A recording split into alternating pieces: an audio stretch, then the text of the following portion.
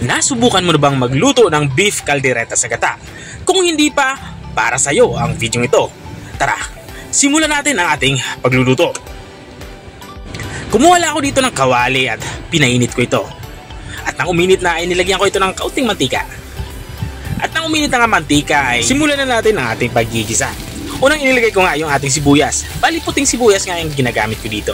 At sinunod ko na din yung ating bawang. Igigisa natin ito hanggang sa lumabas yung aroma nito. At dahil nga sa pagigisa ay hindi mawawala yung kamatis, nilagyan ko na nga din ito ng kamatis.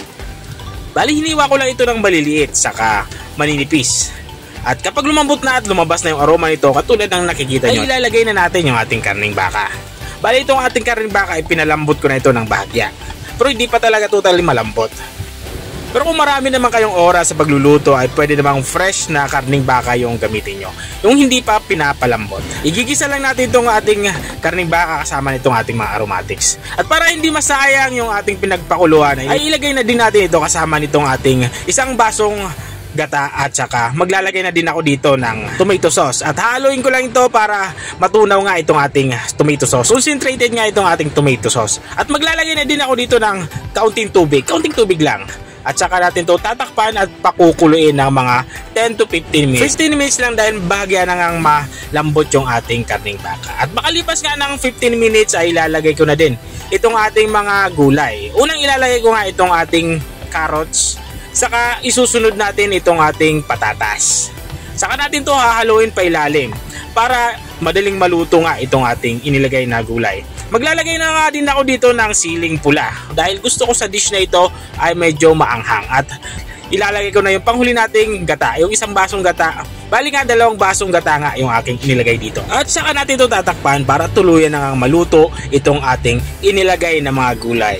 At habang nga tayo ay nagpapatuloy sa ating pagluluto, gusto ko lang i-shoutout ang mga masusugid nating mga taga-subaybay. Shoutout nga kay Ma'am Antonia Rocha ng Taytay Rizal.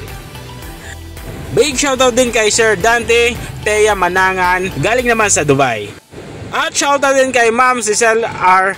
Cañete. Pinapa-shoutout niya yung kanyang Mama Susay at Ate Catherine. At maraming salamat din sa mga walang sawang nanonood at sumusuporta dito sa aking channel.